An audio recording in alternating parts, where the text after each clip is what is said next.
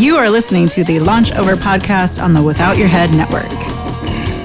Hello and welcome to episode 9. I'm Sophia Cacciola. And I am Michael J. Epstein. And we are here in Hollywood on the couch with our third host, King Ghidorah the Dog. He's very zany today. Very zany. We'll see how it goes. And our very special guest, Aaron Barrocas. Hello, Aaron. Hi, guys. Great to have you here. We're going to talk with Aaron all about some of the projects we've worked on together, including Half Cocked and an upcoming feature film that we haven't discussed much. This is like really a reveal, I would say, about a lot of what's going on. We vague talked about it. So today is going to be the real talk about it, the once and future smash.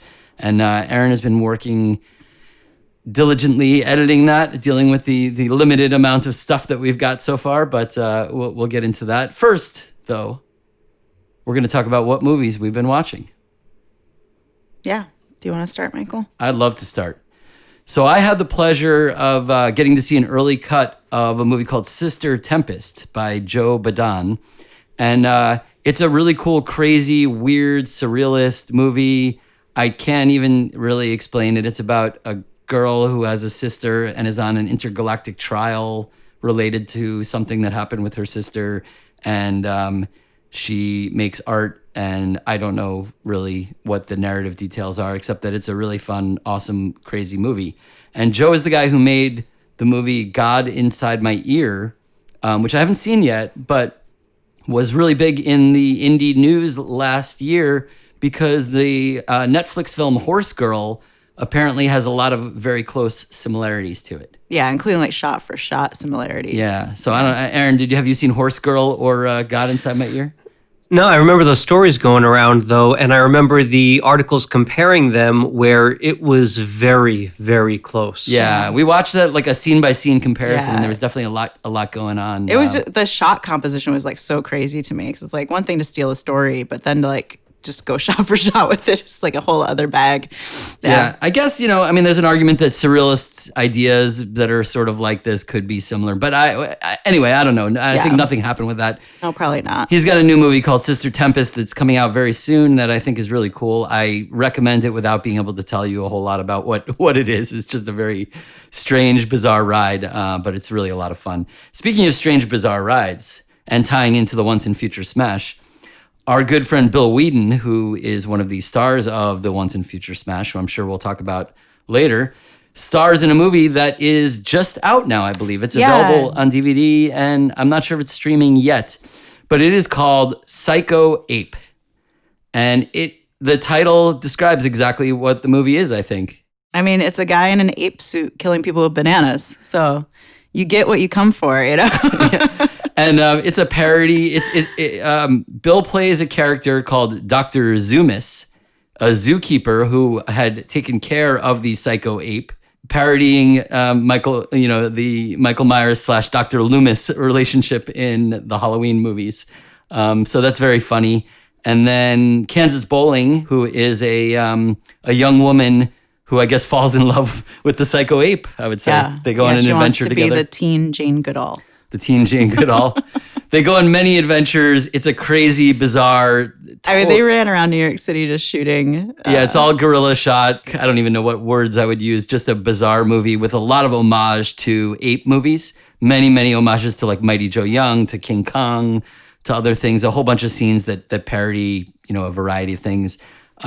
Really fun, crazy movie if you're into that kind of stuff. And I think Troma is putting it out, I believe. Yeah, it shares some like cast members with some recent Troma films too. Yeah. So obviously they have a connection. Well, Addison, who's one of the directors, I believe he does like the Tromasterpiece Theater where he kind of watches Troma movies and does almost like a Mystery Science Theater kind of thing with them. Yeah. So that seems like a good home for that. Yeah, definitely. It's in fits. the Troma family. And Bill is most known for his work in Sgt Kabukiman NYPD, the Troma, which is like an early '90s Troma classic. Yeah. So anyway, Psycho Ape. I think if you're I think it's out now. Yeah. If you're into the psychotronic, the Psycho Ape is there for you. I thought it was really funny, and it's really inventive, and the effects are crazy and weird, and it's just like it's not very linear or narrative driven, but it's just a fun ride, and it's pretty short. It's like I think it's maybe 70 minutes or something, so it's a brisk ride through satires of monkey films. with Bill Weeden doing hilarious stuff in a zookeeper outfit. And one of the gags in the movie, a spoiler, but one of the gags in the movie is that Bill Weeden is constantly killed, but comes back, can never actually be killed off. If you're killed with the banana. Well, he's thrown off a building. He's killed with a banana.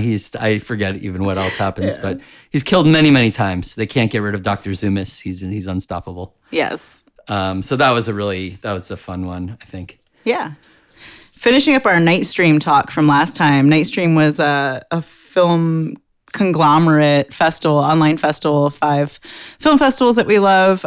Did a thing called Nightstream last month, and one of our favorite things that we got access to through that was, I mean, I'm sure this will be out very soon, was called Leap of Faith. And it's William Friedkin just sitting and talking about working on The Exorcist. So I love The Exorcist. I think it's just a true classic. I mean, everybody thinks it's a classic, so that's not like that. I don't think anybody's going to really argue with me about that. Not a controversial view. I came back around to The Exorcist because, I'd seen it as a kid, and it was definitely like, this creepy little girl is like spitting up pudding, and like that was the scary part. And then as an adult, the scary part is like the priest's loss of faith and the mother trying to like help her kid with her medical problems. So it was like a whole other movie opened up to me as an adult watcher. So like just to have that many layers and that many ways to come at the film, it's just so well made. So, and so like 2 hours of William Friedkin talking about it was like pure joy for me. Yeah, I could probably listen to Friedkin. We did see him once give a talk after To Live and Die in LA, and it was just like one of the most entertaining and hilarious things. He's a very I guess he's gotten less cantankerous in his older age, but he's just a very funny, smart, crazy dude. I was amazed at maybe he prepped for it, but just his memory recall of like specific, he was comparing The Exorcist to like specific movies he'd seen as a child and like where he took things, and it was just like to hear people talk like that specifically about films, like because we love films so much that like when I hear people just like go crazy about what inspired them, and it was just so great. And I think if I read, I believe it's actually already coming out on Shudder this month. Next the Friedkin month. doc. Yeah, I believe it's already scheduled to be out on Shudder next month. Highly recommended. It's kind of a niche movie. It's for people who are like really into filmmaking or really into The Exorcist, and probably nobody else. But if you're into filmmaking, it's like a lot about the themes of it, about the way they cast it, about the way that they looked at the storytelling and the structuring of it. But it's very tech. It's very tech. It was like a long talk too about how he worked with William Blatty, who wrote the novel, on the screenplay, and like things that he had like William Blatty had initially taken out all the Iraq like dig stuff, and he was like, no, put that back in. Like I wouldn't wish that on your worst enemy to not have that in the movie version, because he felt it was really important, which I agree. So yeah, just fascinating. And some great stories about like originally going to Bernard Herrmann to try to get the score, and them having kind of like a fight about what it was supposed to be. And it was really interesting to learn that the score for The Exorcist is pretty much just like stock music that he dropped in, and then some of it was it was all the classical stuff that pre-existing old classical pieces that were dropped in and then re-recorded by a symphony they paid to have somebody do it, but not really. There wasn't really a proper composer for it, and they used the Tubular Bells piece throughout. So that's a strange way to approach something where the music is so integral to the film. Like it's so well known for its music even, and the music is just kind of like Tubular Bells had like come out that year, and he just like somebody had handed him the record and he's like, this is it. Yeah. Friedkin has a really interesting relationship with music. I think, To Live and Die in LA, he had heard Wang Chung on the radio and was like, I want to make a movie full of the music of Wang Chung. Which is funny because like Wang Chung just seems like a joke, Yeah. But then like the score to Live and Die in LA is so great. Yeah. So like obviously he was right. So anyway, yeah, if I imagine you're an Exorcist fan at least, or at least casual. Not only do I love the movie, and it was like one of the movies that terrified me as a kid, one of the early horror movies I saw, and I spent nights as a kid thinking maybe my bed was shaking, because that was like one of the first things that she experienced was her bed was shaking. But also it's in a documentary that I realized as I started to say I can't say too much about what the documentary is, but it's part of a documentary that I'm currently working on that kind of compares how 70s cinema is something that grew out of the real life experience of the 60s and the ugliness that people went through, in the 60s and how that bled into a grittier and uglier and more frightening form of filmmaking that emerged in the 70s with like The Exorcist and Halloween and Texas Chainsaw Massacre, and even stuff like Dirty Harry and Mean Streets and stuff that was just a little darker, Clockwork Orange, than we were used to seeing at that point in time. Right. Oh, that sounds really cool. I can't wait to see when that comes out. Yeah, that sounds really awesome. I think you'll definitely love the Friedkin doc then. It was also fascinating, like a spoiler from the movie, I guess, is they had cast, I forget his name, who they had cast originally to be the priest. And then Friedkin had like caught like an off-Broadway play starring the actual guy who played the Exorcist. And he was a guy who had been like tried to be a priest and had lost his faith and left the priesthood. And he talked to Friedkin about it. He's like, I am this guy. Like, you can't just cast somebody else. So they did a screen test with Jason Miller and Ellen Burstyn, and it was amazing. So, and that's what's in the movie. Yeah, and Friedkin even talks about... just the fact that it was a priest, like, he was playing a thing he did. Like, it was so real. Well, Friedkin talked about in the doc how, like, Jason Miller insisted that they do the screen test. And he was like, "Nah, it's because he was an unknown actor. Yeah, it's never going to happen." Stacy Keach, I believe, is the one who was cast already in the role. That's who it was, And so Jason Miller, they did the screen test, and he brought it to the studio and said, "You have to cast. We have to switch. We have to fire." Yeah, and they had to pay Keach. him off because he was already contracted. Yeah. So they paid Stacy Keach his full salary, in the movie. full salary for the movie, and he's not in it. Yeah. So. And you can't picture the movie any other way at this point in time. No, I mean, it's so even his face is so iconic. With the fear in it. Yeah. Yeah. So it's a really interesting thing. I mean, Friedkin, he's an interesting guy because he talks a lot about I would call it almost like spiritual approach to this movie. Like he just said, he's like, I just trusted my instincts throughout. He's like, I don't know why. I just like went with everything I believed was the right thing to do and didn't second guess myself, and everything kind of came together. He's like, it's a miracle, it's a miracle movie because that movie should never be like as successful or as good as it turned out. And also, like, would producers ever let like a director do that anymore? Just like run with it and go to Iraq and film these scenes and like fire the lead like name actor they had to hire an unknown. Like, just the stuff he got away with in the 70s is so not to be done again. We also went on a sci-fi binge. Yeah, I've been meaning to watch Blade Runner 2049 like since it came out. Like, we missed it in the theaters and then we were depressed and then finally we watched it. I liked it. I feel like it was missing something for me, but I'm a Deakins fan, kid. It's a really beautiful, wonderfully crafted movie with a no script. I think like what Michael was saying, like they took all the subtext of Blade Runner and just made that the plot, and then there's nothing to say in this movie when the plot is so literal. There's one of my favorite memes is the guy from Captain Phillips being like, "Look at me, I'm the captain now." And that guy showed up in Blade Runner 2049, and I had to like pause the movie just to laugh because I was like, it's the meme. And I never saw Captain Phillips, and I was just like, wow, that guy is back. They just cast a meme. So that's the kind of thing that sticks with you as an actor. I'm sure he appreciates being a meme. Yeah, but I was dying because he had like a very small little role in the movie. And on the sci-fi binge, we went and watched the new Terminator movie. It just dropped for free, Terminator Dark Fate on Prime. And that is a movie that I feel like they're like, women will like this movie because it has women in it. The end. And, like, it should be so easy for me because, like, yeah, it did have some cool women in it and doing a thing, but it was just so nothing happened. I don't think it's as aesthetically crafted as Blade Runner, but it's no stakes, it's a technical.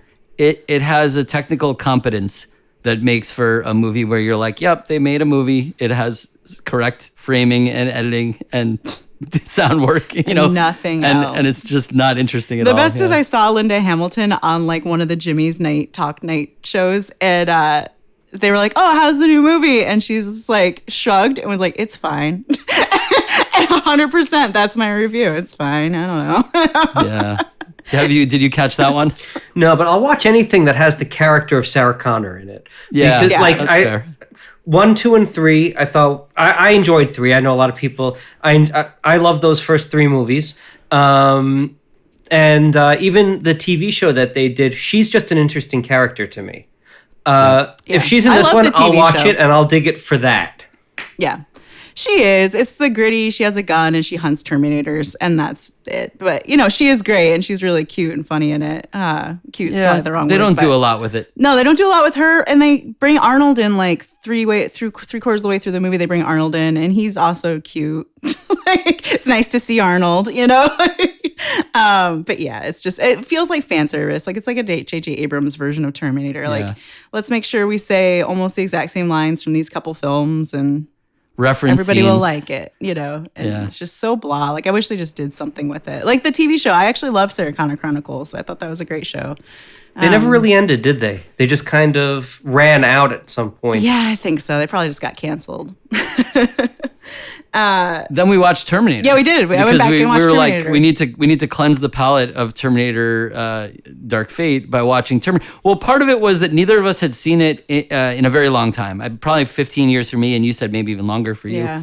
And I wanted to know if it really holds up. And I wanted to be reminded about how, like, it was like an underdog kind of movie. It was just like a little indie, generic feeling, kind of B-movie thing at the time that just exploded, just became something much bigger than what, it was crafted as. And I think we really liked it. It's pretty fun. The most fun part was like when it got to like Arnold's face being half melted off, they would just like intercut the like kind of badly made, I mean at the time amazing, like form of his face with like actual Arnold, but it was just so like I'm surprised like he hasn't gone back and George Lucas it up. Yeah, they were definitely saving a lot of money on makeup and stuff. Like they didn't, it was so obvious when it was like a guy in like a rubber mask, So that was really funny to me. But and they cover his eyes with the sunglasses because his eye is like blown out. So but then you can see through the sunglasses. Well, in the new version, now it's like quality scans. It's a little too good looking. Like I remember, watching it on VHS, you definitely couldn't see through the sunglasses. But now it's like a little too high quality, and all the flaws kind of show through it. But it's a really fun movie. I think it really still stands up, and it's quite enjoyable. Oh yeah, it's so much fun for sure. Yeah. Then because I watched that, it was recommended that I watch Runaway, which is like the worst titled movie because it sounds like a generic like little kid runs away movie. But it's Tom Selleck, full on mustache Tom Selleck, in a Michael Crichton directed Killbot movie where he's a cop that chases runaway kill robots. I don't think the robots are supposed to be killers. They're mostly supposed to be normal society robots. has gone to the point where we have servant robots and like robots that do the construction and stuff, which is cool. And then like when they go haywire, they like start wandering off into the desert. He goes and finds them and fixes them or whatever. I don't know why that's part of the police force, but it is. And then Gene Simmons is like a bad guy at it, and he's like putting bad chips into robots and killing people. And I really am not a Kiss fan, and Gene Simmons is a terrible person. I think they in had real him life. for a day, but he's in it a good amount. He's in it a good amount. Yeah, But for some reason, 80s Gene Simmons movies are like a guilty pleasure for me. I kind of enjoy watching Gene Simmons like do his bad acting. What would Never Too Young John to Die? Stamos You ever see Gene that? Simmons. No, we watched that a few months ago. It's a very one odd of the most movie. incredible 80s movies ever. Never Too Young to Die, I believe. Young John Stamos. Young John Stamos, who is the son of a spy played by George Lazenby, who is like fighting against evil terrorist leader Gene Simmons, who is kind of like a gender fluid. He's just a weird cult leader, I guess, or he something. He hangs out at a rock club and is like all I don't know. disco glam, but I'm not sure if he's a musician or not. Yeah, just watch the opening segment where John Stamos' character is at the gym doing gymnastics practice. He's in high school, I think, or something, right? I don't know, or college. I don't know. Must be in college. He's doing gymnastics practice, and they have this theme song because the character's name is Stargrove, and it's like Stargrove, Stargrove, and it's him doing gymnastics to this Stargrove song, and that's definitely on YouTube. So if you look that up, you will be delighted for at least 3 minutes. Yeah. So. I guess I kind of always thought George Lazenby had a one movie career. Oh no, he did some stuff. Yeah, nothing of note. I think. What was he in? We saw him in something. I mean, it's a smallish role in this. I mean, you kind of know the story, I assume, about him turning down doing another Bond. They didn't really like him anyway, But then his agent, manager, his manager, was like trying to demand more stuff and more money and everything, and then they used that as an excuse to fire him. Frankly, I love the George Lazenby Bond movie. It's the one with Diana Rigg is in Rigg. it. Yeah. Yeah. I kind of like all the less popular or less popular Bonds. I like Tim Dalton. Yep. I like Same. Lazenby. I'm with you. But I have a soft spot for Roger Moore though, because he was in every movie when I was growing up, kind of. Yeah. Well, those 70s Bonds where they go to space and they go underwater and like they're so fun, and that's all Roger Moore. You know? I love them all. I have no complaints about any Bond actors. George Lazenby. You have a lot of complaints about the new Bond. I have complaints about the movies, but I have no complaints about the actors. Yeah, Daniel Craig. He's okay. Fine. Yeah. George Lazenby was also in a really great movie from 1972, directed by Aldo Lado, called Who Saw Her Die? Oh, that was Lazenby. Yeah. This movie is so great. I think they saw Don't Look Now. No, it's the other. It came out a year before Don't Look Now. Yeah. They're both in Venice. And the same Venice is plot. like the backdrop of the city, and his kid is killed, and there's all these shots of like the murder through lace and like really creepy POV lace shots.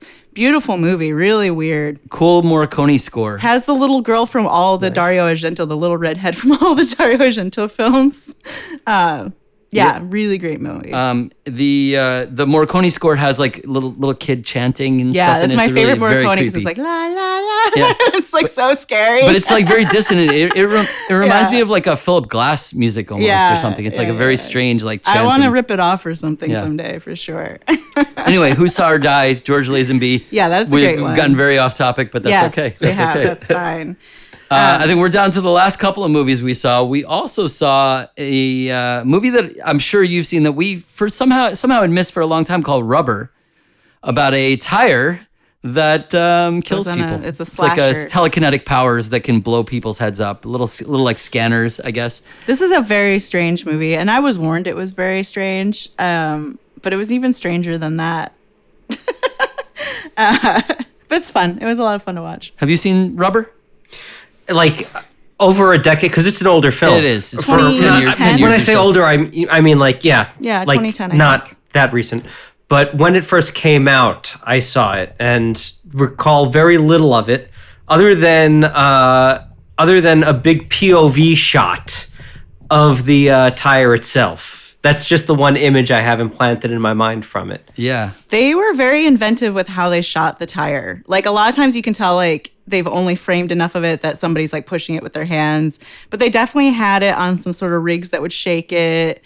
So that was actually rotating fun. Plates it was fun to see how they like shot the tire to make it look like it was a lot like vibrating a little bit. I feel sort of like it was a Dare movie where somebody's like, I bet you can't make a movie just about a tire that kills people, and they're like, done. Yeah. Can do.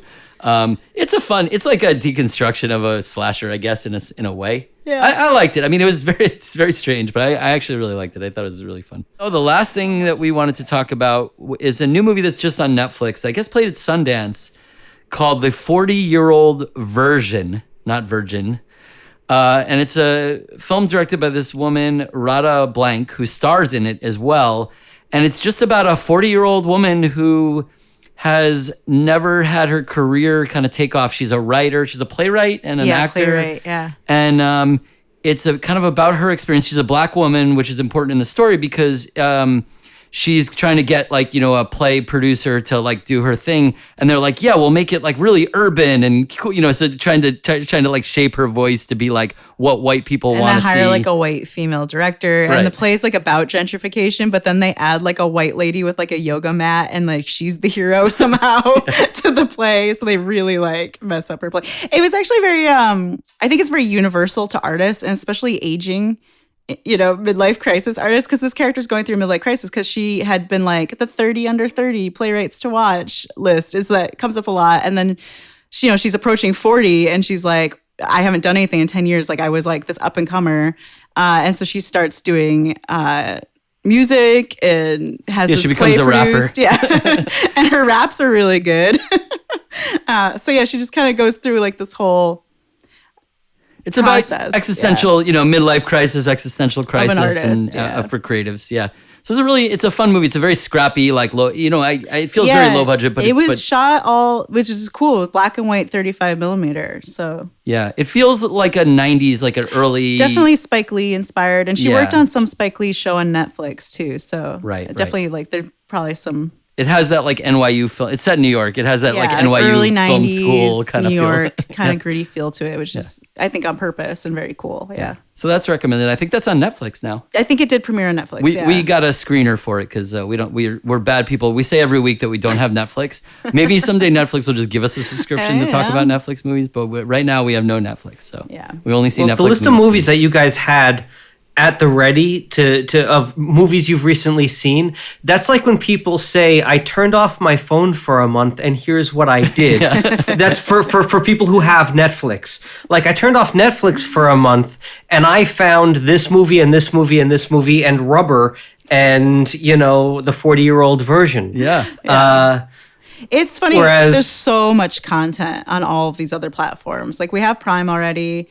And between like Kanopy is a great service, and I think it's mostly LA, but it's through the library. Tons of great movies on Kanopy, all free. Tubi is cool, it has like a lot of weird underground films. So there's so much content available without paying for Hulu and Netflix. So sometimes I do get subscriptions. And I'll give a shout out because we actually got access to that through the American Cinemateque because we're members of the American Cinemateque. It's kind of through AFI, right? No. This is American Cinemateque. Okay. No. Yeah, we watched some AFI movies as well, but that was separate. Yeah, this was the American Cinemateque, who is now affiliated with Netflix in some way that's like a little bit nebulous. We don't really know, or the theater is anyway. So they're trying to do some screeners for things that are kind of coming out while the Egyptian is closed. Right. So they probably would have done a big premiere at the Egyptian. Yeah, and unfortunately, I was out of the house when there was a Q&A with her, which I really would have loved to have watched, but we had to go do something else. It was only played it one time. So anyway. So Aaron, I know you've been watching a bunch of stuff too. Now that we've rattled off all of the too many things that we've seen. Yeah. Well, I just caught Alive on Netflix. It's #Alive, which is like a South Korean modern day Night of the Living Dead. I mean, any zombie movie you're going to say it's a modern day Night of the Living Dead, but it kind of followed pretty closely in some ways, in that it starts off and right away there's the threat, which I love about the original Night of the Living Dead. The movie starts and you're in trouble. And that's a cool thing. I never write that way. I'm never smart enough to just open and the whole world's ending right then. But that I happen to love. And so within the first 5 minutes, too, he's listening to a newscast and say, and we believe we believe that these things are cannibalizing, which was another thing from Night of the Living Dead. Really early on, that piece of information was shared. And it's a subtitle. It's a South Korean movie. There's very little dialogue through most of the film because you're watching one guy, for the most part, alone in his home, like a teenager who's alone in his home without his parents. His, for the most part, well-protected home. And the stakes are there right from the beginning because the house has almost no food in it. So you say, right from the beginning, this kid's going to have trouble surviving. He's going to have to venture out. He's going to have to, and he... What level of spoiler am I allowed to go into? I mean, whatever you feel. We're open. Whatever you think sells the movie, He does make an acquaintance from, somebody in an opposite building who happened to see him. Uh-huh. And it's kind of about trying to work together from opposing buildings to survive.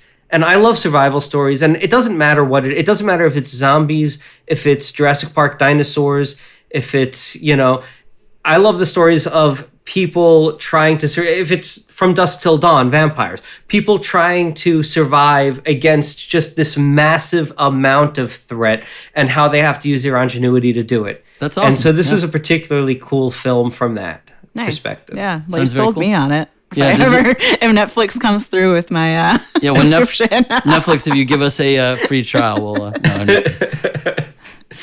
And I just saw Bad Hair last night, which I think it just came out last night on Hulu, and it's by the director of Dear White People.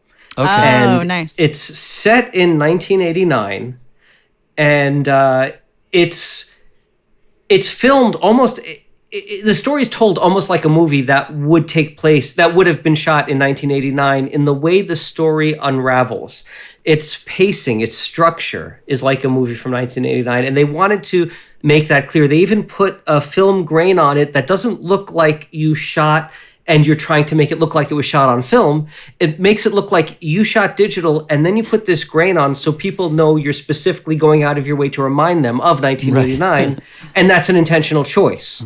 It's kind of there's an unsuccessful, struggling young black woman working at a black TV network.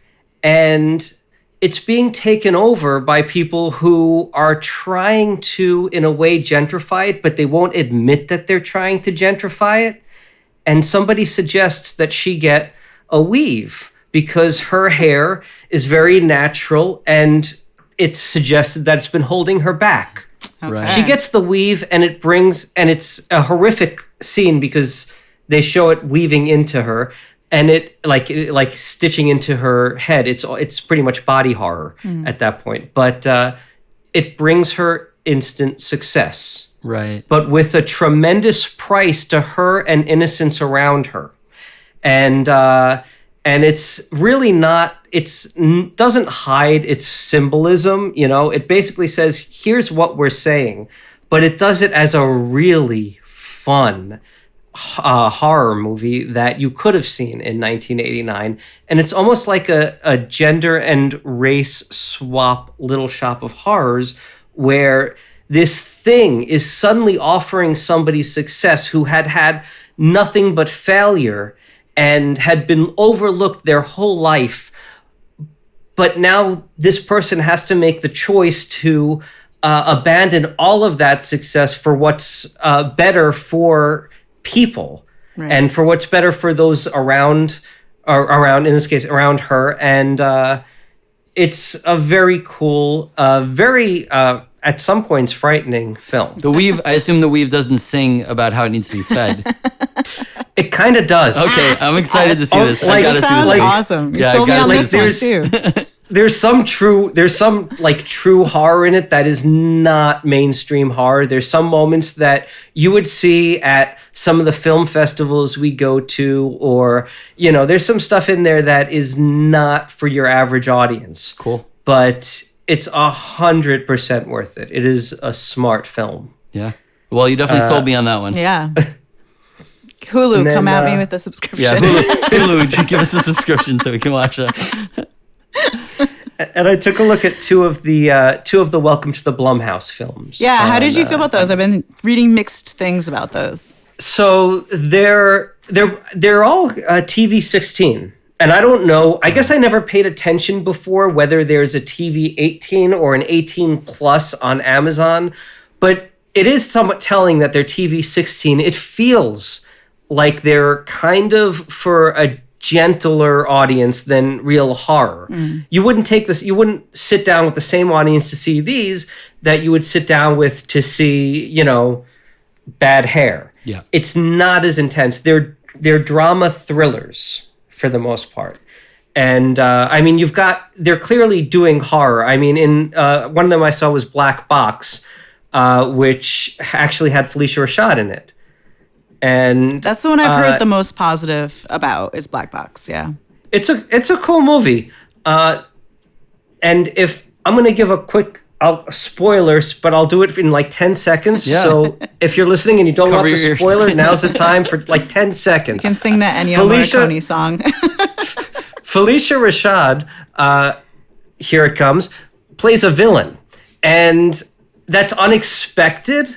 And that's pretty cool about it, but it's also very hard to accept for somebody who grew up watching her. Right. It really is a tough, because you see her and it's really, she doesn't look any different now. She looks exactly the same.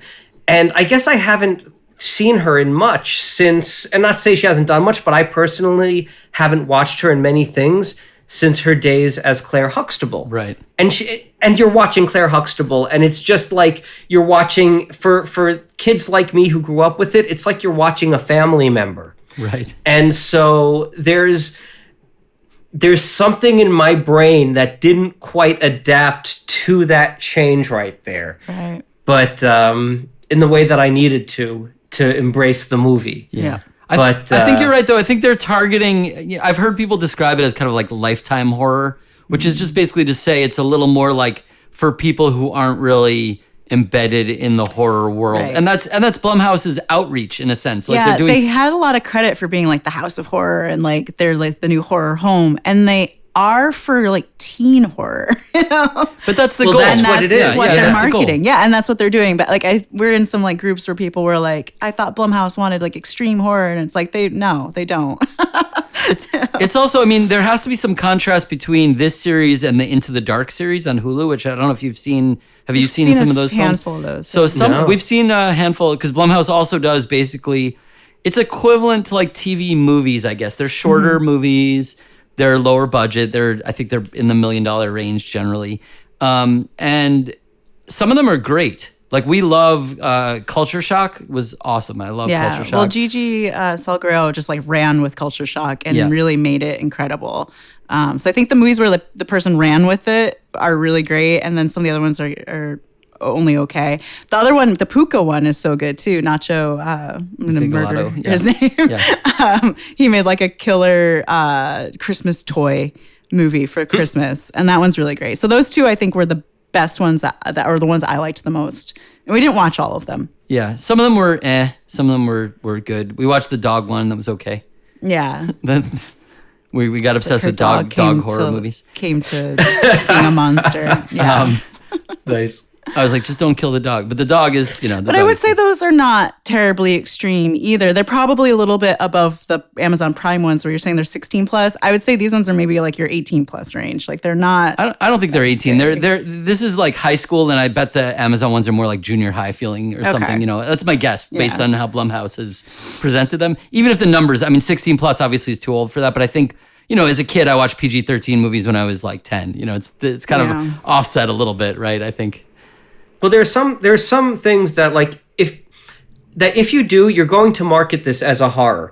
In Black Box, at one point they chose to hire and pay a contortionist to do several scenes where they're doing spider walks, and then a Foley artist is making small bone cracking noises. If that's in your movie, you're marketing this film as a horror as opposed to a suspense thriller drama. Right. Do you know what I mean? Right. That's like, it's becoming kind of a staple of a lot of movies.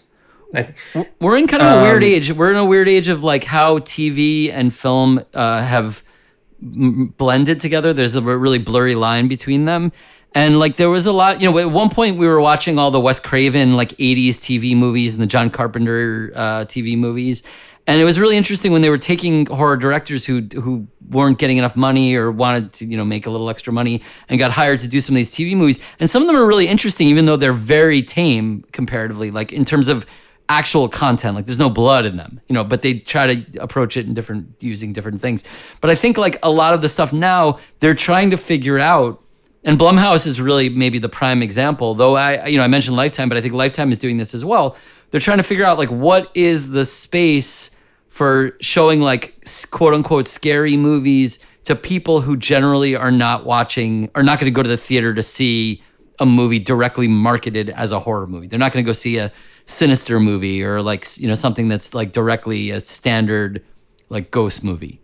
But they're trying to use gateway elements to try to make people feel like they want to take on more films in that genre in a way. Exactly. Like they're trying to recruit viewers. Yep, it's training wheels. It's Blumhouse training wheels is the way I would say it.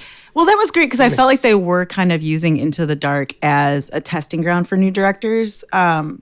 Which is cool, and that's cool if then they give them a bigger movie that's more, because the directors were just handed the scripts and like told to run with it basically. So it's cool if then they actually get more work out of it, because I know they hired a lot of women and stuff to direct those. And shifting gears a little bit, did you ever see the TV series Jean-Claude Van Johnson on Amazon? No, probably not. No. But I'm not the right. no, Felicia Rashad is like his recruiting agent in that. She has like a pretty big like. The show got canceled after one season. So it's only like 5 or 6, maybe 4 episodes even. But we saw the like premiere of it here, and it was fun to see, and to see her show up as like the person who's assigning him. He's kind of a spy in the thing. It's I guess very meta because he's kind of Jean-Claude Van Damme / a spy. Like, I don't know. I don't think it quite worked for me how they had it set up. It's definitely a little bit of a dude, a guy who watched a lot of Kickboxer. Okay, but I watched a lot of Jean-Claude Van Damme movies. So don't just like make it all about the dudes. Fair enough.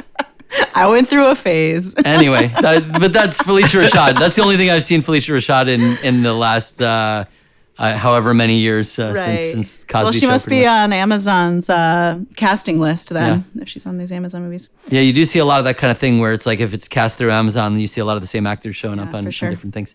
It's funny, like talking about horror too, because I feel like there's been a resurgence of horror in the culture. Like horror, like we're told as creators, like horror makes all this money and we should be making horror, but we would be doing that anyway. But I also think it's a little bit like you were saying, like the movie Bad Hair, where a lot of creators can approach like cultural issues through horror, and that's always been the best part of horror, going back to the beginning of movies.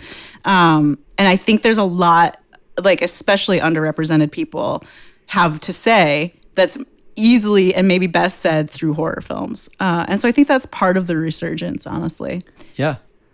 Yeah, I think kind of as a society, specifically maybe the United States, maybe as the world, but we're kind of experiencing a period of uncertainty. And I don't just mean right now, I mean the past several years, where problems that seemed to be under the rug for a while are now coming to the forefront, and people feel a lot of negativity. People feel a lot of existential fear about things that we spend most of our lives kind of trying to ignore. Living your daily life means ignoring a certain amount of actual real life concerns. Right. Yeah. And a lot of those are coming to the forefront in the past few years. And as a creative, when you start thinking about those things, one of the most common ways for it to come out is via horror, because you don't want to just say, here's the real problems we're facing and this, because it's not compelling to the average viewer. Right. You got to wants to watch that in a drama. Right. Right. It's so painful. But if you can slip it in subtext and keep it fun and kill some people in it. Another film that I saw was Evil Eye, also in the Blumhouse series, and it did a thing that I liked a lot, where it focused on Indian culture and Indian family culture, and this whole concept of you must get married, you must marry an Indian man, and it gave credence to Indian superstitions as well. First, initially kind of dismissing them as, oh, this doesn't have a place in the modern world, but then lending them some respect of, well, maybe you should consider these universal truths that have been passed down through family to family in many, many cultures. But in this particular example, it was, the Indian culture with the concept of reincarnation and the evil eye. But it really told a very cool and frightening story that was at its heart a family tale. And I kind of went all in for it and loved it. Oh, nice. Yeah, that's kind of what Sophia was talking about with the politics, like that it's an opportunity to share a cultural story or something. And I think the Blumhouse movies, it's nice that they're letting people do things that are not so standard in the context of these low risk films. Right, if they're pre-sold to Amazon, then maybe they can take a risk on. Yeah, because they're probably not going to dump $20 million into that movie, but to put it in a series where they know it's already paid for and everything, that they'll do that. And then if people respond well to it, maybe we'll see more of that infiltrate the bigger films. Okay, so that's everything we've been watching this week, and we'll be right back to talk about some of the films that we've been working on with Aaron. All right, so Aaron is a success story in our lives. Or a failure story, depending on how Aaron looks at it. No, I just love stories where people we meet at festivals become our friends and we get to work on projects with them. So we met at Genre Blast, is that correct? Yeah. Yeah. When you guys were showing clickbait. Which one was it? Yeah, it was 2 years ago, I think, at Genre Blast. Yeah. So, and we talked there, and then we both live in LA, and so we just kept talking. All three of us live in LA. Oh, yeah. we both. But I was royal weeing Michael and I, because we often come as a package deal. And I think you had posted on Facebook that you were like, oh, I've got this script. I think maybe you were asking if looking for somebody to produce it. Is that correct? So, you can tell the story, yeah. Yeah, so Genre Blast was cool because you guys were there with what I believe at the time 3 projects, because you had, although there might have been a 4th project in there, because I think you were also involved with Laurel's film that showed that a little year. bit, Only a just a little touch, bit. yeah. But also, I had met Tyler Sage on the way in. We had driven in we had gotten a ride from the airport together. So I got to meet him, and he was telling me about you. So as soon as I got to Genre Blast, I was hearing about you two from Tyler, because you guys had helped him make. Yeah, you guys had helped him make. Was it Leopard? Leopard. Yeah. But parts 1 and 2. Yes. Yeah. And so I saw that. I saw Clickbait. And so by the time, and then we wound up going to the airport together. That's right, yeah. So by the time, and having our last night, which the last night at a festival is always like the coolest thing well, ever. Genre Blast, I make everybody stay up until I have to leave for the airport, which is like 5 a.m. So like it's always, and I never get the hotel room for the last night, because I was like, I'll just have everybody party until they kick us out of this bar, and the bar stays open late. So it's all part of my master plan to not pay for another night at the hotel. So then we took a very sleepy, I'm sure, ride to the airport. It's like your last night at summer camp, or your last night before you leave college, your last night before graduation. Last night at a festival is always, for me, it's always like a thing. And so it was a lot of fun that I then randomly did put up my post on this LA film festival group saying, hey, anybody who wants to read this script, I'm looking for producers. It's kind of an undertaking, and I know that if I try to do it myself, there's going to be a lot of shortcuts taken to the detriment of the final product. So I need somebody who's comfortable with what this is. And you guys responded right away like, yeah, we'll give it a read. And then we wound up meeting each other when we were volunteering for what became Boo. Rakefet was shooting something that was like a teaser for Boo that she was using to raise funds for something that has now won like tons of awards. Boo just came out on Alter this week. So for anybody listening, the film Boo is, I guess, on YouTube. You look on YouTube on the Alter channel. On the Alter channel. Yeah, it just came out this week, so that's a nice little plug for Rakefet. Yeah. Who comes back into our story on this too. Yeah. so many wraparounds. But yeah, so we saw the script. I think I said, I probably even prefaced it. I said, I'd love to read the script because it just sounds like a cool concept. I was like, probably we're not going to be able to help you. It's just not something that we're going to take on probably. We don't take on a lot of other people. No. I don't want anybody hearing this to be like, let me send you all, because I get so many. I don't even want to read your script, probably. But so you just caught us on a good day. No. The script sounded interesting. We liked you. We met you. So I was like, I'd love to just read it and whatever. And I read it and I was like, this is really funny. And like, I can see this working. We're kind of in a gap period where we're not making a feature right now, and we could take on kind of like a bigger endeavor for a short that looks, that has a little more to it than just like art. Because usually if we're making shorts, we're not investing a lot of time into them because it's just not our focus. So I was like, this is something that, is going to take some time and energy, but is going to be worth it and is going to probably do well at festivals and people will enjoy it. And it's funny. And I love the script. And so, yeah, we just did. And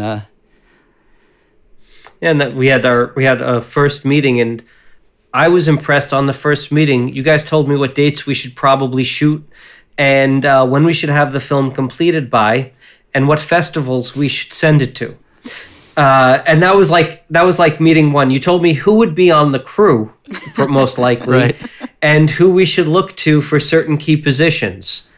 And I think not long after that, Pat Healy's name came up. Yeah. So Because we talked about this Yeah, last time too. people but- ask us all, how'd you get Pat Healy? Because Pat Healy's kind of, he's a name. well-known, yeah. He's a well-known guy. He lived in our building, and he was just kind of between bigger projects at that moment. And he Yeah. was like, all right, I'll do it. We had little building meetups on our roof, and we would hang out with him. And he's nice dude. And we didn't know him super well, but he was. We enjoyed. He was friendly We enough enjoyed that talking with him, and so we just asked him, and he was just in a movie that won at Nightstream, right? Yeah, It won Dinner in Best Feature. America. Really funny movie. And like he plays like the 80s, like kind of stuffy, kind of Christian dad, which is hilarious knowing Pat and watching him in this movie. So he is a really nice little role as the dad. Yeah, so he's been doing a bunch of stuff. But anyway, so we asked him to be part of Half Cocked, and he also read the script and loved it and thought it was really funny and that the character was really fun. So that was a great way of kind of tying that all together, I think, yeah. and he went ahead and having him proved to be great, not just for him as, the character he played, which he kind of knocked that out of the park and beyond, but he also brought in Lundon. Yes. When we couldn't find somebody to play the role of Rudy, he was just said, hey, there's somebody I'd like to recommend to you. And it was like a no-brainer when we saw Lundon's reel. Yeah. I think, nobody would have made that work and kind of thrown themselves into it, thrown themselves literally, yeah. the way that Lundon did. We looked at a lot of auditions, and we had a few that were like, we were ready to cast somebody. Like we had some auditions that we looked at, but nothing that was like, this is 100%, Rudy Collins. There was nobody, I think, that we really felt that way. And part of our agreement with Pat was that he would have input into the casting, which was fine. We were like, we want you to have somebody you feel good about working with. Because we want everybody was invested in making the movie good. So of course we're interested in that. And so when he brought in Lundon, I think we weren't sure. We were just like, okay, we've looked at so many people, but I guess we trust you. I think Lundon didn't even have a lot of material for us to look at. No, But he had this reel where, at least for me, when I saw it, I was very much sold, because he had this reel where he did a rant, where he went off and he did this big angry, and we needed somebody who would kind of vociferously act against their own self-interest. Somebody who was so certain and so wrong. And that's which is kind of why that character is the way it is and why the movie ends the way it does. Right. And so Lundon really ticked all those boxes. And then he didn't play the role the way I thought he would have. Like, he didn't play the role the way I had envisioned it. He didn't play the role the way that I, would have if I was a micromanager and I was telling people, how to give. It's not how I had in mind at all. And it's so funny what he did. Yeah. Like, watching it is just brilliant. Yeah, it really worked. Yeah. And for Vanessa, for the third role, we looked at a lot of auditions. We did. Right? I wouldn't recommend to most people to use props because they say don't use props in your audition. But Vanessa wore like a poncho and had a shovel to dig up this dead body in her audition. And we all thought it was so hilarious. And I think it really helped her. I ran my laptop up to show my wife when I saw it for the first time. I was laughing so hard. She's like, what? She's working. I'm like, look at this. But yeah, we really loved her Maybe audition. props work on me. Maybe it's just casting directors don't like it, but it was so funny. And it showed just like a little extra, like a glimmer of like her getting it, like in her attention to detail with it, I thought. Yeah. And so, and we've said this, we talked about looked at this. hundreds of people for her role. Comedy is very tough, and getting just the right understanding of like making a character who's not aware that they're in a comedy, but also is funny is a very hard thing to do. And a lot of films we've made have like failed at doing that quite right. So it was really, really nice to get three people who I in my opinion, at least, really felt real in that world, but also are very, very funny as an outside viewer. They really put it together. Yeah. And they all played very specific characters. They each kind of found their character and played it, and there was no question. I don't think at any point when you're watching the movie, I don't think you're watching actors. Right. I feel like you're watching them, and I love that about what they did. Yeah. And so, Halfcock did really well. I mean, it played it. I don't know if you have a count on festivals, but a whole bunch of festivals. It won a bunch of awards, including best ofs at a bunch of fests, and that was a really, fun ride. I think. I hope you're happy with the ride it took, and that was super fun. Yeah. Honestly, I wish we could have kept on. My thought was that it would be wrapping up its festival season as we were heading into the election, which in a way it is, but I wanted to be at like these events where that final moment for those who've seen the film is happening as we're 3 weeks away from what's going to happen or 2 weeks away from what's going to happen in 2 weeks. Right. Because they're voting, as we are all voting right now. Yes. But it was quite a movie to put together too, because it has, I think you thought this too. Maybe you even said that you had somebody look at it and they were like, it will cost, some huge amount of money and like a huge amount of time. And we were like, you know what? It's got like 7 locations and all this complicated stuff, but we can make it work. We can scrap it together. It's a little insane thinking about it because it was a 3-day shoot and it's 16 pages with special effects, with multiple locations. Like, I don't know why we thought we could pull it off, but we did pull it off. But it was pure it's insanity. Honestly, that was like a lot of blood and sweat and tears, and a good amount of luck too. Yes. Because that was a tight shoot. Like the fact the way the elevator thing came together is great. There were so many moments that we were close to losing. Like we were close to losing the elevator shot. We pretty much. The morning that we were dealing with the grave, we were supposed to shoot the elevator that day. And you guys came up to me, you're like, listen, something's got to go. We think it's the elevator. And I think we'd made the choice to probably have that not in the film by the time we showed up on set. I hadn't given it up. Day. I probably told you that, but I think I hadn't given up yet. Well, the only option for the elevator we really had was the building we all lived in, and we did not want to make Pat shoot where we lived without permission. So I think that was part of the thing for us. We're like, we don't really want to squeeze it into this day, and it's kind of an uncomfortable. None of us live in that building anymore, so in case you're stalking us, you can't find us. FYI, if you recognize the building. And we live in different buildings. No, we didn't shoot the elevator. Oh, we shot the exterior, the door of the elevator and that, but we didn't shoot. So anyway, it's not really. For some reason I recognize sets all the time, which is funny about Half-Cocked. All right, so back to the elevator. We just shot that in the garage of an Airbnb that we rented, which did know we were shooting there. But what's funny about that Airbnb is I saw it. Michael was showing me for fun this ASMR video, which we sent to Aaron, where they do like ASMR whispering, and it was like aliens themed, like the movie Aliens. And it's in the same Airbnb, and I'm looking at it, I'm like, this is it. And Michael's like, no, it can't be. And I'm like, no, it definitely is the same, and it definitely And you is. want another weird wraparound? The woman who plays the ASMR person is in Clickbait. Has one line at the Halloween party in Clickbait. Kidding. She's the banana in Clickbait at the Halloween party. So funny, because like that also, we watched that video, and I first had the Half-Cocked realization, and then like 10 minutes later, Mike was like, oh, that's I kept looking at her. I'm like, I've seen this. I've seen her in a movie before. I've met, and her hair is very different than in our movie. So it's not that it's not totally crazy that I didn't recognize her.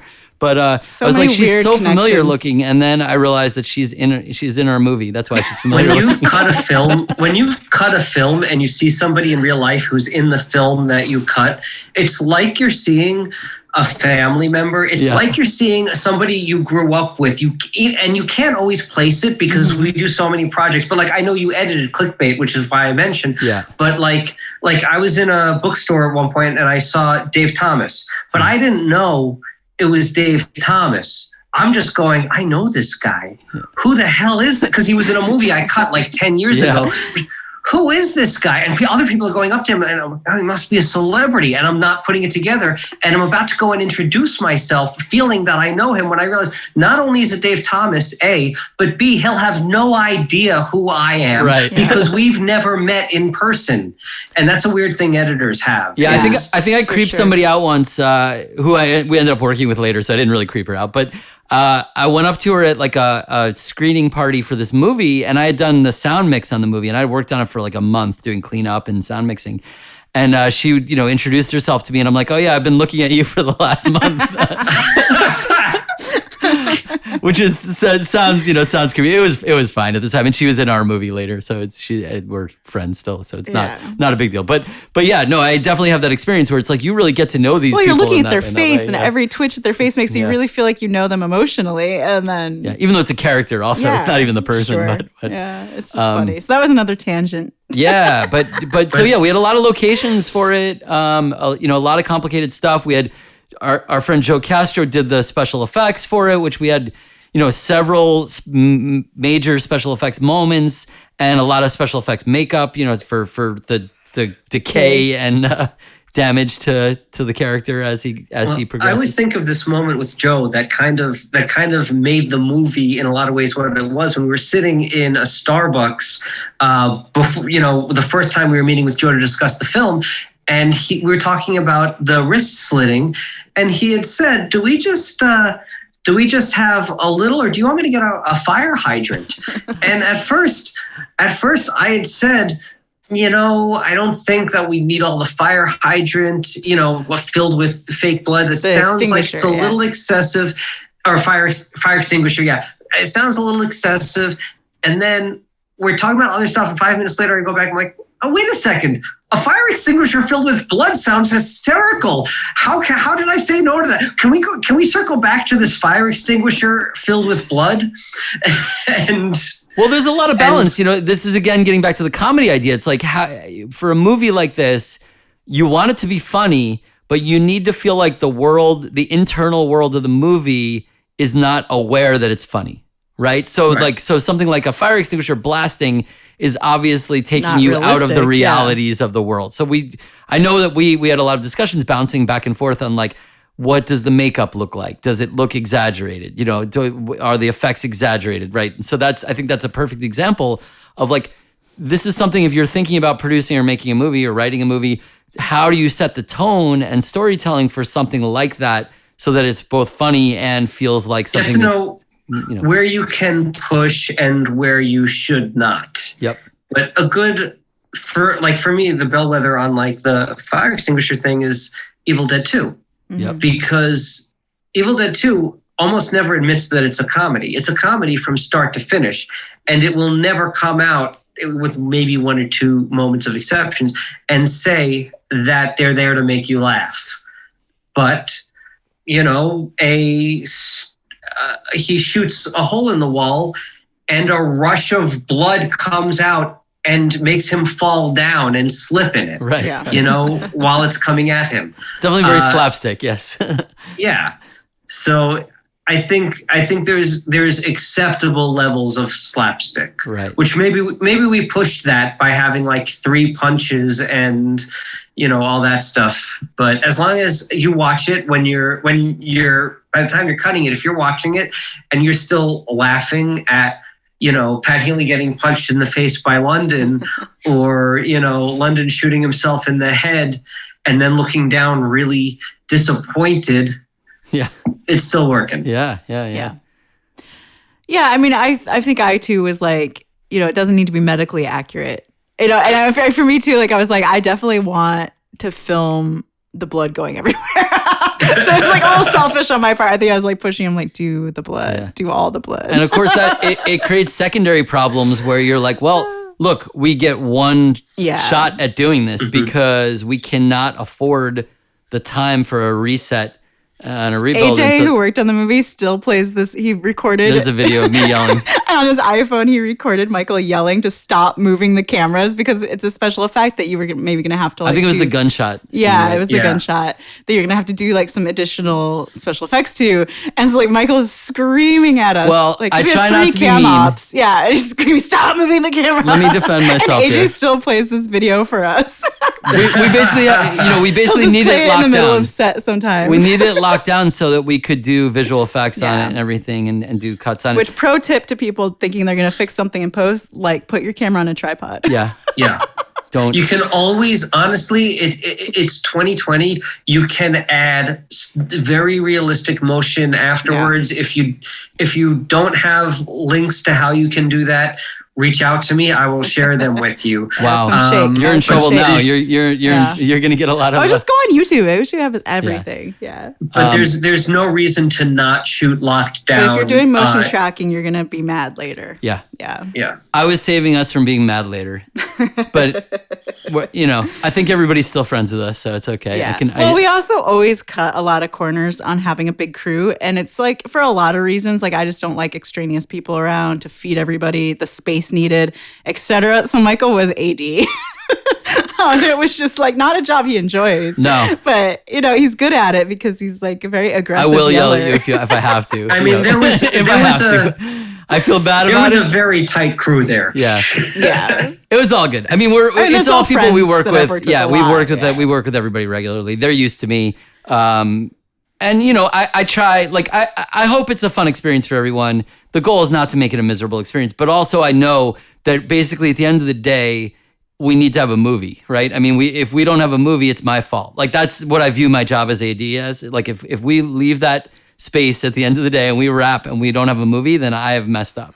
So I'm going to do everything I can beyond, up to the point of actually harming people or ruining, relationships completely to make sure that movie gets made, and so it did.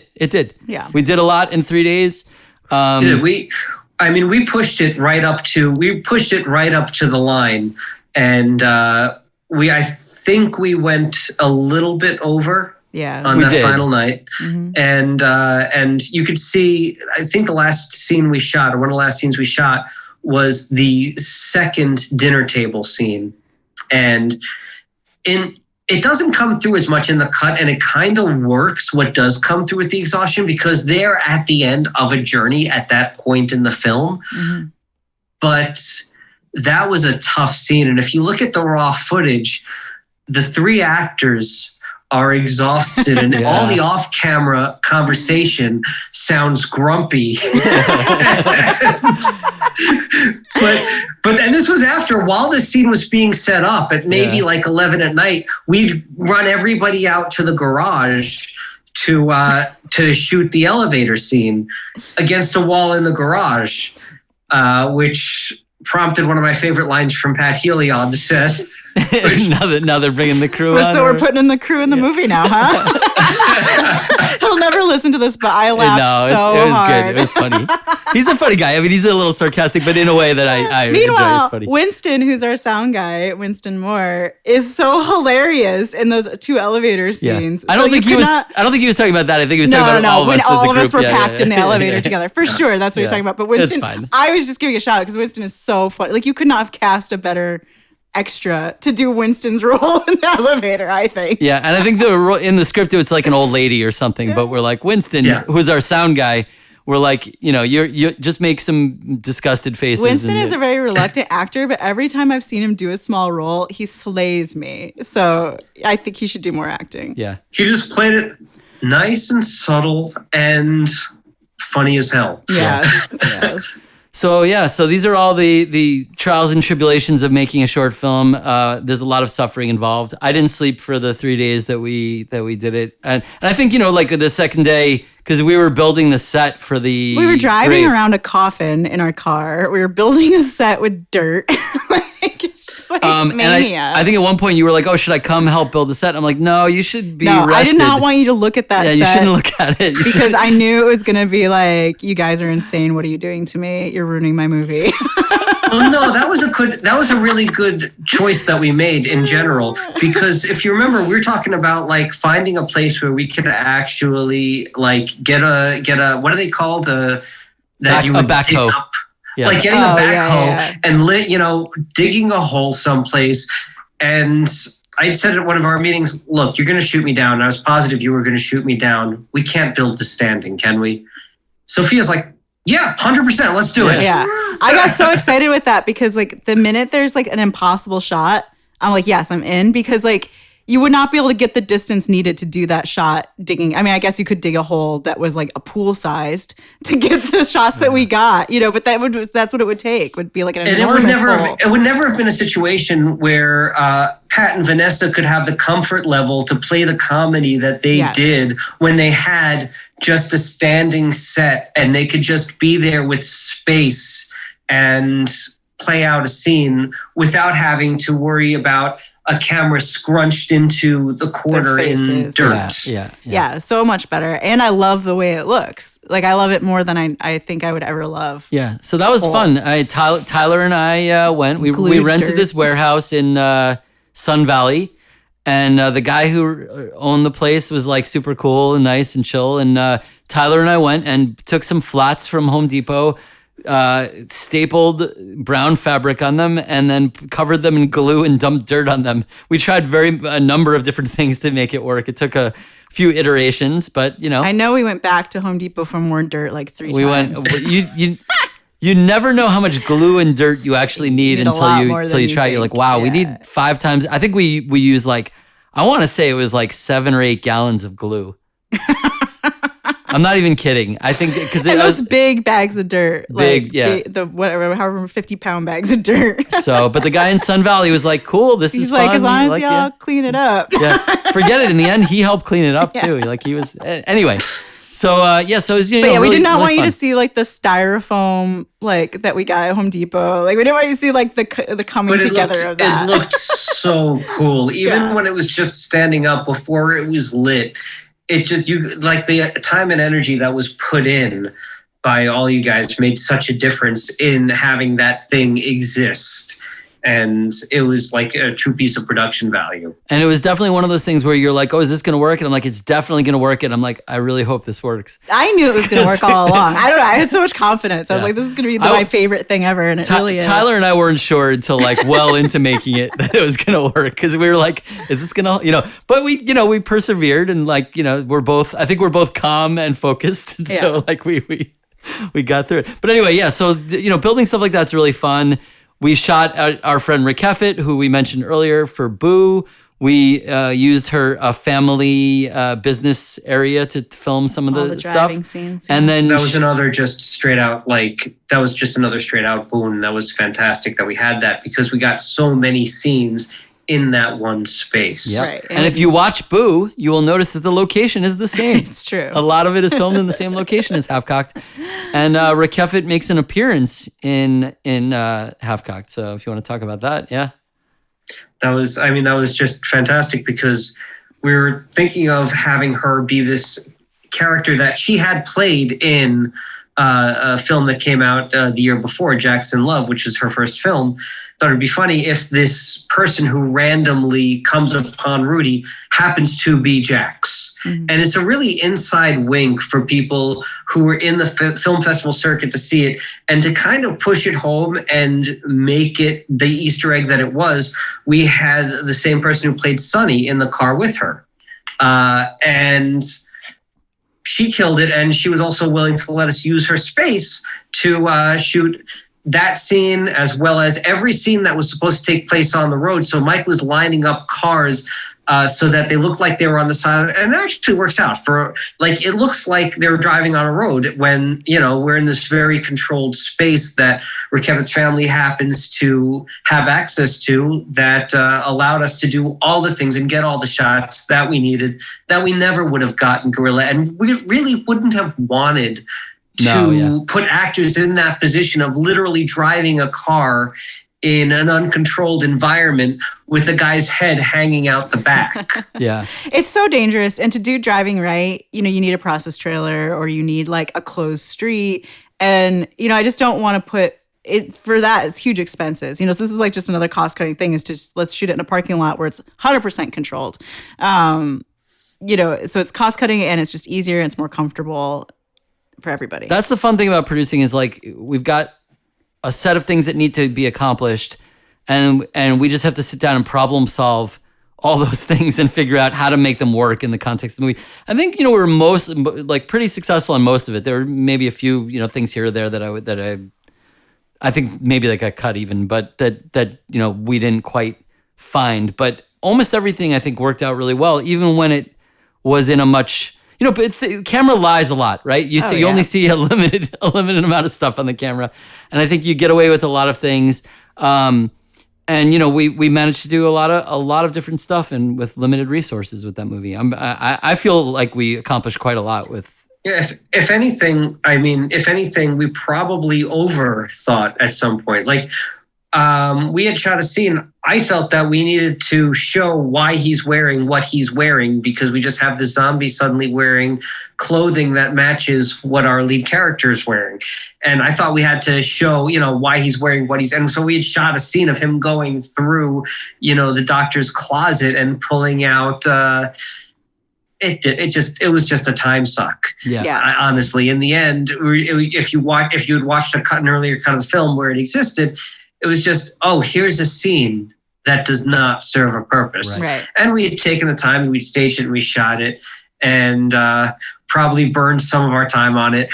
But we were considering everything. Tyler and AJ, I believe, were cleaning grout after the blood shots to the point where the owner of the Airbnb commented that we were very clean guests. Yeah. When if you look at the final, bathroom scenes in Half Cocked, that's an amazing compliment. Yes. Yeah. Well, we had tried to tarp it down and then the blood just exploded way more than we anticipated with our tarping system. And, and I had also pre-prepped the walls with Dawn just because I'd heard that will help with it not soaking into the grout because I've shot in a lot of rented bathrooms and some experience with this. The blood will stain the white grout.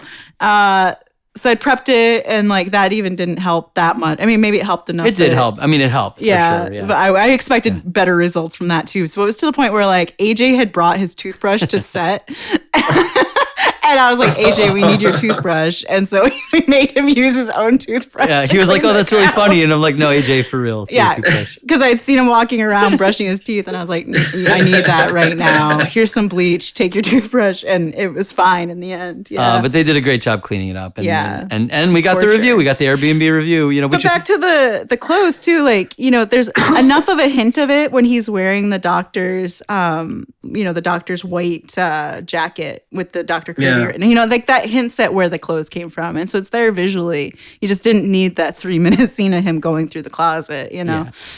That's pretty common. Cutting stuff is common. Oh, for sure. And I think you sent us the first cut and we basically had a list of stuff to remove. And it was all the same stuff you already thought didn't work. And I think we didn't have any... I think we were all on the same page with this stuff doesn't work. And I think there was something... I can't even remember what. I remember there was something that you didn't want to cut because it was a lot of work for us. Maybe it was the book. I think it was the book joke or something. Because Sophia had made a prop book. Oh yeah. And there was a gag, a joke about this book. It's still in the movie. It's visible. Yeah. But there was a specific joke about it. And the joke just didn't land. Maybe it was the performance, maybe whatever it was. I think the it just didn't push the story forward. It didn't work, whatever it was. It's more character. And I think you it were was really... just too much of a non sequitur, I think. Yeah. And you were really nervous about cutting it, I think, because you were you felt bad. I had fabricated a book.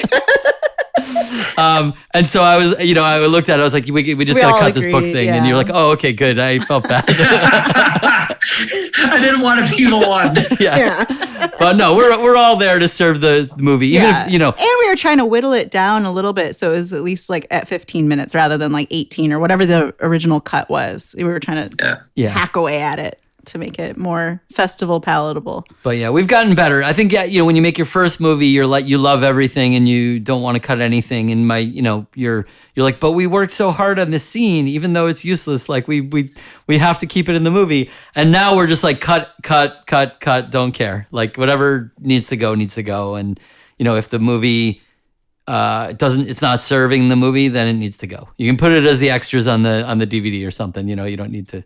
Yeah, I came from like a sketch comedy world where either a piece was done or either a piece worked and would air, or it was done. Yeah. So it's just about done with this festival run, and then we're gonna have a permanent home for it at some point. So you'll be able to see it, and that's the life of Half-Cocked. And then since then... But no, I was just going to mention that your follow-up short was shut down for COVID, like the first weekend that LA shut down.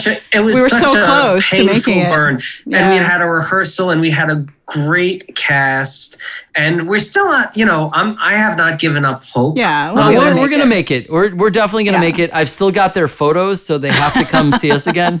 So they can't abandon us completely. True. We have blackmail. I'm holding their photos hostage. Mm-hmm. Because we were photoshopping the couple separate life photos into couple photos that we could put around their house. Right. Yeah. So since I've got their photos hostage, I'm sure everybody's happy to do it once things are back to normal. And the festivals are such a mess now anyway that we're kind of waiting on. It's fine. It's not a big deal, I think. But it was just kind of the first casualty in our artistic lives to COVID was like your film. And it was the first weekend that quarantine hit, that things got serious, and it was probably for the best, because that weekend somebody who was going to be on set got very, very ill, likely with possibly me, COVID, possibly Michael, possibly you. We never figured out if it was COVID or not. I could have been hedging my bets on what was public or not. Yeah. It's all good. Yeah. But anyway, so we've been working on our feature film, The Once and Future Smash, which we shot a portion of in February, right before things went haywire. And you've been hard at work piecing that together. And I think, maybe you can talk about it, but I think it's kind of an interesting thing because it's sort of a documentary, but it's sort of scripted. So it's like a balance of like, it's not quite the same thing as trying to find a story out of documentary footage, just a bunch of stuff. But also it has the feel of trying to make the story work from whatever it is we were able to shoot, because we were shooting it as if we were shooting a documentary, more or less. I mean, a lot of it's acted. There are scenes, but we had very limited control of the setting, of the scenario, of the the casting. We were casting people 2 seconds. We're like, want to be in a movie? Come say these lines. Right. Like, it was insanity. So I don't know if you want to. Maybe this is an open-ended question, but what has your experience been? Has it been horrific trying to piece together? I mean, we're also very far for anybody listening. Yeah, part of it is like there's so much missing because there was so much else we were going to shoot. To me, this rough cut is an hour of footage, and I think we need to shoot another hour of footage and then make an hour-and-a-half movie. Right. There's so much missing for sure. But so anyway, you've got this portion. What you guys did though was you did actually give me a scripted film to cut, because there was a script and the actors were following the script, and you shot it with coverage. It's just that you were working in an uncontrolled environment. So for the most of the scenes, not all of the scenes, but for most of the scenes, you didn't necessarily have control over lighting. None. You didn't have complete control over camera placement because there was a lot of public space. You didn't have control over your background environment at all. Yeah. And so I was cutting to a script, but and often your actors were not actors. Your three leads, of course, and a few other people were, and there were some really cool names in it too that pop up. But your actors throughout, every one of your not cameos, but every one of your small roles were cast on the spot with non-actors, and so there was a lot of cutting around the coverage for a performance and finding ways to make people seem real when in actuality, they're people who were just grabbed and asked to say a line or two. And I think a lot of it actually worked because of your guys' experience as filmmakers and the fact that you thought to handle the coverage the way you did. I had the shots behind people's heads. I had, the reversals and the POVs that I needed and the inserts to make the scenes feel natural, even if you were dealing with people who had no idea 10 minutes before you were rolling that they were going to be on camera. Right. Yeah, absolutely. And I've cut, and this is different from, I've cut mockumentaries in the past, and this is different from most of them in that usually when people decide they're going to shoot a mockumentary, they write out beats and give them to comedic actors. You guys had the script. So I've cut actually single camera ad-libbed movies where they would shoot from one angle and then the actors would do it, and then they'd shoot from another angle and the actors would do a completely different scene. Yeah. And then they'd say, well, here's your coverage. I say, well, no, these are just two scenes. Yeah. You know. Right. So what you guys gave me was actually very well prepared for, you know, for something that you're going to turn into a film. Yeah. And I think there's a lot of great comedy there. I think the three leads were all terrific. And you guys knew that going in, that you had three fantastic talents in Michael, Bill, and AJ. Yeah. And the story is really told, and there's a very cool human catharsis that AJ goes through throughout the story. Well, and frankly, at the beginning, because I only recently watched the whole thing from start to finish for the first time, because I'd been, you know, involved in the specific scenes. But AJ doesn't start out as that likable. He becomes more, he's definitely sympathetic from the beginning, but he grows to more likable and he fully wins you over to his side.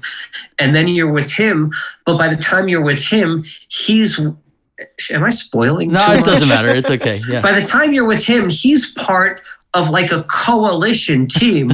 So by coming in through him, you join a whole team.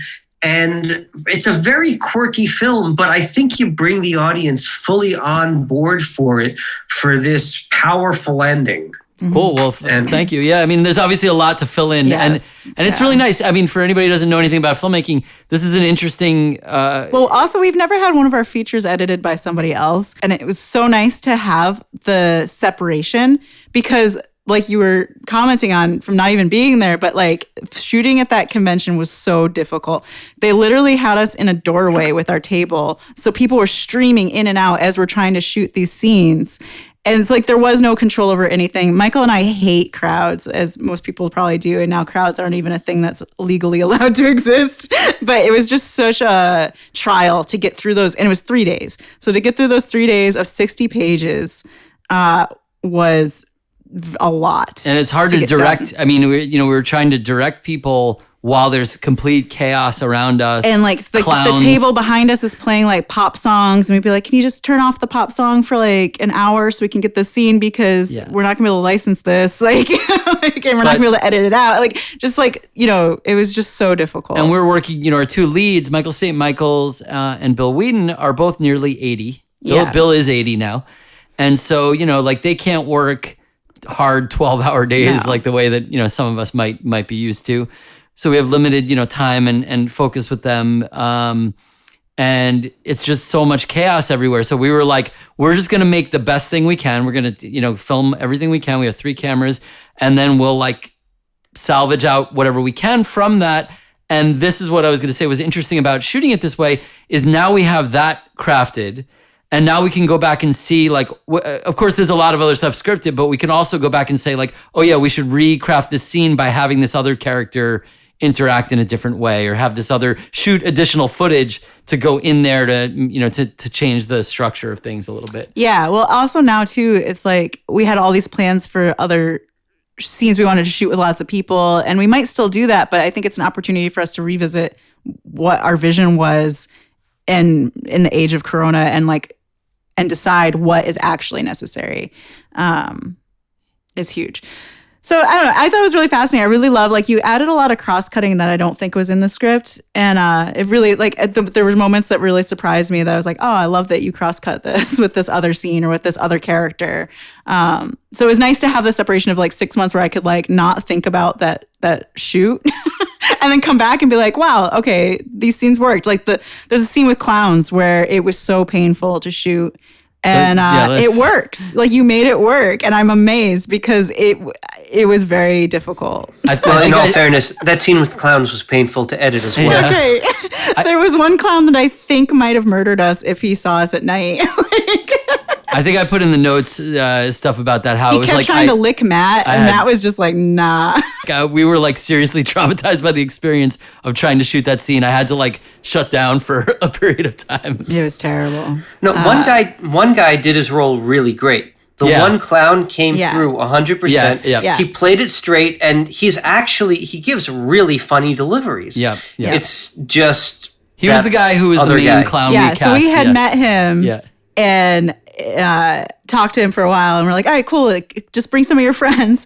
And then it turned out all of his friends that he wanted to bring like just went and did something else, and so he recruited other people he didn't really know, and we didn't know that he didn't know them, and then they were terrible, and he didn't like them either. So I was like, are we gonna lose him if we lose all these other people? And it was like too late to recast, and it was just like a total weird mess. But I think the scene works. It works, and even that creepy clown, I thought we would just cut out totally, but he actually said a line at one point that you put in. I didn't even know we had a line from him because he was terrible. Yeah. So anyway, the movie, we haven't really talked about the movie. The movie is about two guys played by Bill Weeden and Michael St. Michaels, who were the characters Smash Mouth in the 1970 movie End Zone 2.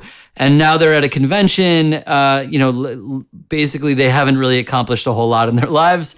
And they are there for a reunion that nobody's really interested in to announce the remake of End Zone 2. And of course, they're washed up and they think they're going to be cast in it, but they're definitely not going to be cast in the movie. Right. And part of this is inspired by a number of different stories about actors who play the same role. And particularly, there's a rivalry and I think I can say this, there's a rivalry with the guys in Texas Chainsaw 2, Bob Elmore and Bill Johnson, who kind of have clashes about who actually played Leatherface and who's in what scene, and like whether there's really Bob Elmore's in it at all, and like all this kind of stuff. And interestingly enough, Bill Johnson is in our movie already. There's scenes of him talking, and I think we're going to get Bob Elmore as well to talk about it. So I think we'll have both of them in the movie talking about that kind of thing. Yeah. So, there's elements of reality in it. There's elements of like, stuff we've invented for the story. There's elements that reference other things. But yeah, trying to create this tale, it's a different kind of movie than we've ever, worked on, that we've ever tried to make, I guess. It's also an experiment. I mean, in that, if I'm allowed to say that there's a film that exists called Dead Zone 2. Right. And so there's two films that are related in such a way that that they complement each other tremendously. End Zone 2 as a movie is whether or not it plays off as it was intended to be a comedy, it's so much funnier in the context of the Once and Future Smash.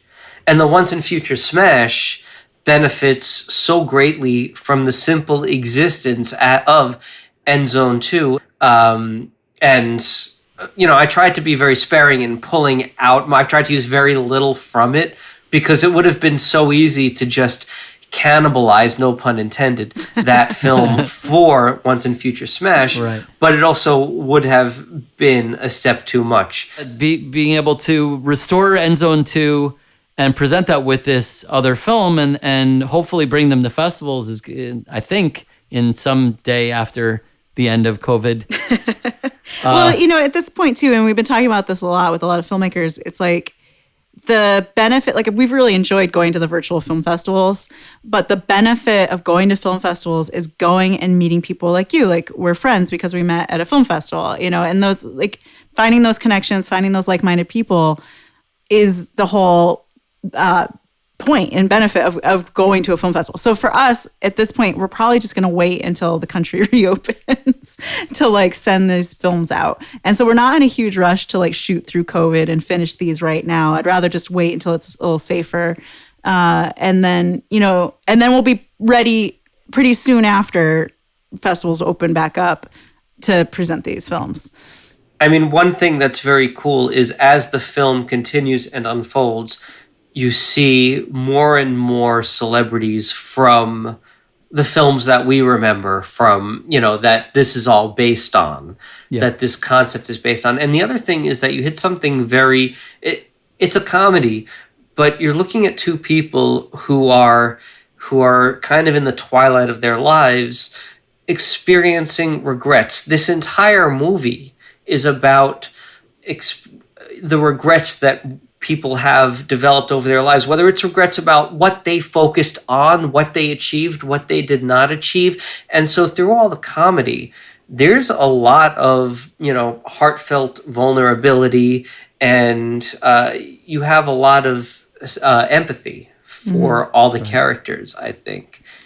Well, we're trying to, because especially Michael's character is really like a jerk.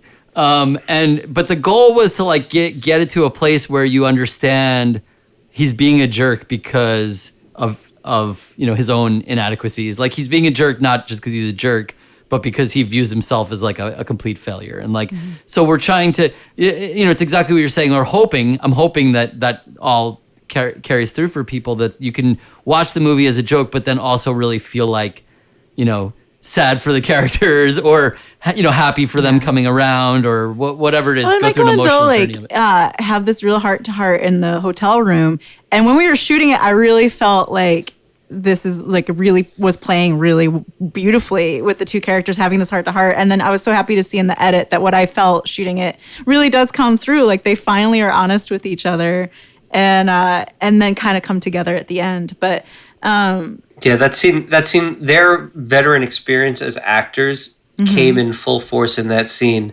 and that just worked. You just put them together, put the cameras up, and that scene just happened.